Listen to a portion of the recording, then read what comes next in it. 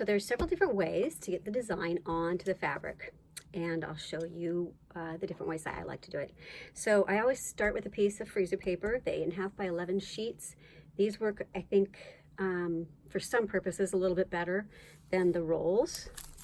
And you're going to need one sheet, and you're going to iron this wax side onto the back of your fabric. This is the back side.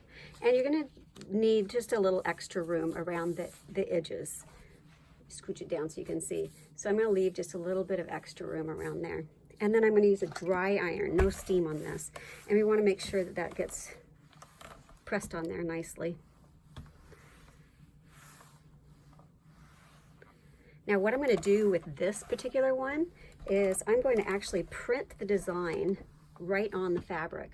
So by putting this freezer paper on the back, I'll be able to run it through my inkjet printer. One thing I do want to mention, don't use the freezer paper in your laser printer because it works with heat, and heat and wax, you know, melt and can cause quite a problem. So, okay, so I think that's on there pretty good for right now. Now I'm going to take it to my cutting table and I'm going to trim it up. And like magic, it's all trimmed up. I took off just like a hair's width of the paper because I don't want any fabric hanging out over the edges. Now just to be on the safe side, oh, you can see, I don't know if you can see, I didn't put it on the straight of grain. That's kind of helpful too because you will be handling this and you don't want it to get all raveled. So just to be on the safe side, I'm going to give it one more little press just to make sure they're ironed together really, really well. There we go. Okay, so now I'm going to take it to my printer. To print my design directly onto my fabric, I'm going to either use the PDF pattern and just print it directly from my computer, or if you have a paper pattern, you can put the design, the image, on the scan bed of your inkjet printer. You want to load the fabric with the freezer paper so that it will print on the fabric side. So I know with mine, I have to load it this way. Okay. Now, either I can just make a copy of the image that's on the scan bed printer, or I can go to my computer and hit print off of the PDF file. You just want to make sure if you're printing it from the computer that you're printing it at 100%. And this time the image doesn't need to be reversed. Okay, we'll see how it prints out. I wanted to mention too, before when I traced my patterns, I would trace them using a Sharpie pen, and that made the line a little thicker. I mean, what I'm talking about is when I actually make my pattern that I copy for you. Now I'm doing them with the micron, so the line is a lot finer. So if you want to print it on your fabric, the line will be a lot thinner, so your thread will cover it a little bit easier. So now we have the design printed right on the fabric. All I have to do now is remove the freezer paper, and because there are parts of this design that I want to use a hoop on, normally I don't use a hoop, what I'm going to do is take it to my sewing machine. I'm just going to baste on some extra strips of fabric around the edge so that it will be big enough for me to put in my hoop, and that will solve that issue. So ta-da, isn't that great? Super easy. And I did test these, and I washed it with some soap and water, and it didn't seem to wash out. So it could just be my inkjet that I have the HP. I wouldn't recommend it, but just a little something for you to know.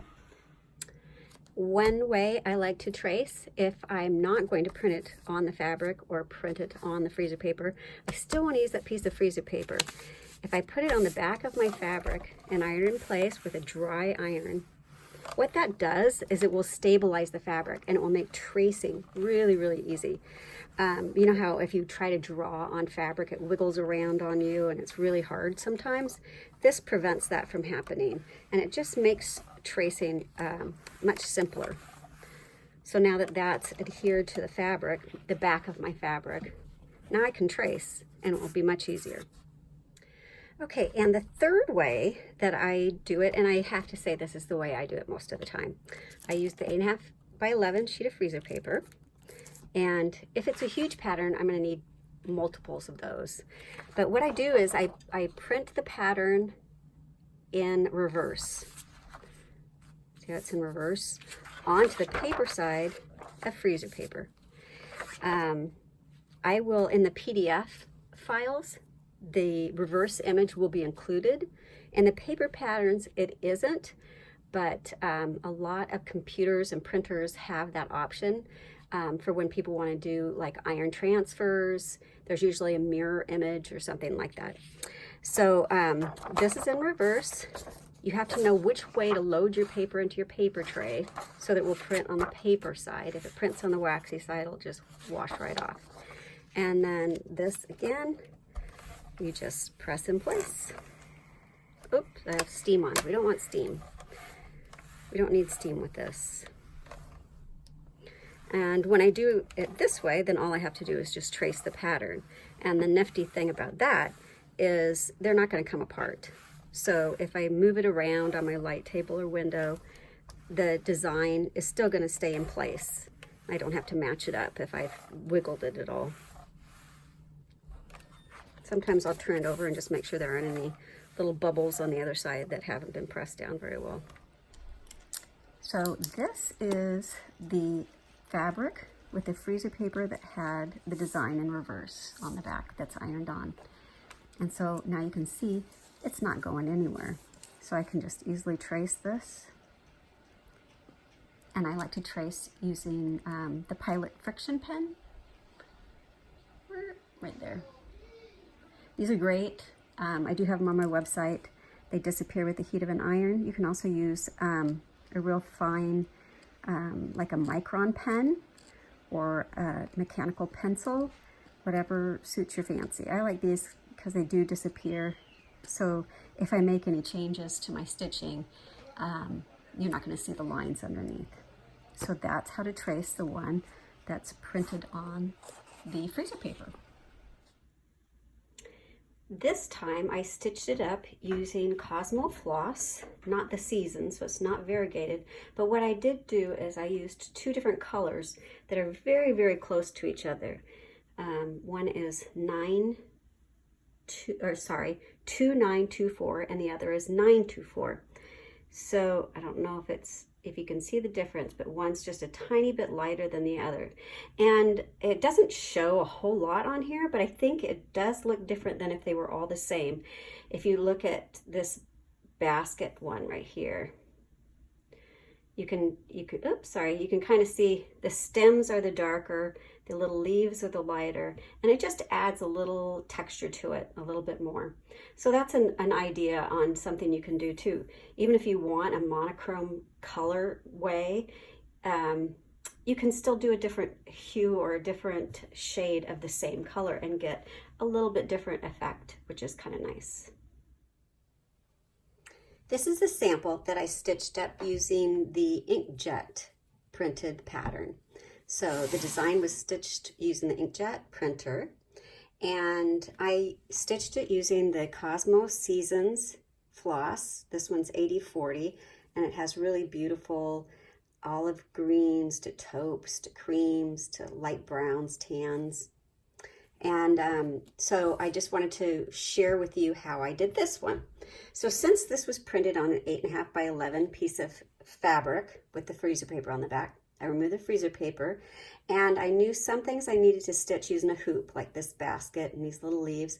So I needed it a little bit bigger. So I've added about a 3-inch strip around the outside just by basting.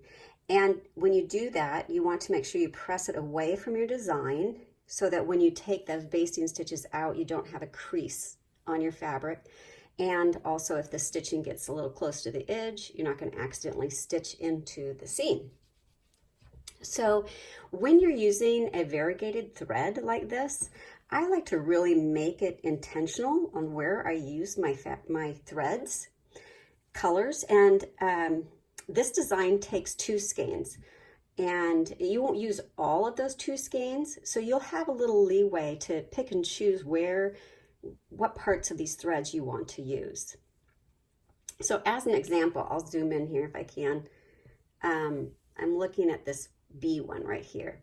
So if you notice, what I did is I used the darker color on the bees' bodies and then the lighter color for the little wings. And that was very intentionally done. And same with here on the little round circles. I decided to use the darker colors and the lighter on the rest of it. But I wanted the fence to be dark so that the little fern thing there will stand out in front of it. And same here, it was very intentional. I wanted the flowers in the pot to be lighter and then some of these up there to be darker. So that's just something to think about when you're stitching.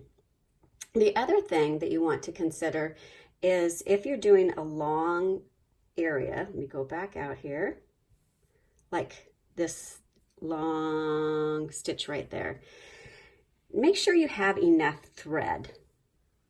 Cut a long piece, and I usually start with about 30 inches. I think they say 18 is what it's supposed to be, but I like 30 because I don't like to tie knots, and it just works out better that way. So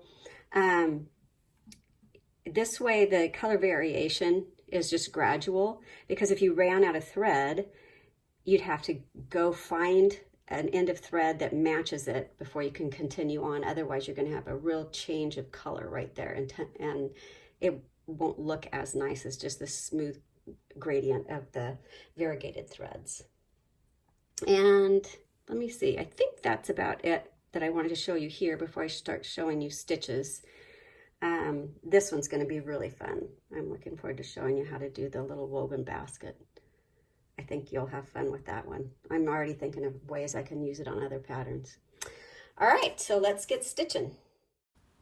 Thank you so much for watching this tutorial. If you enjoyed it or learned something from it, I hope you will click like, and I would love it if you'd also follow me so you don't miss any new tutorials. Thank you.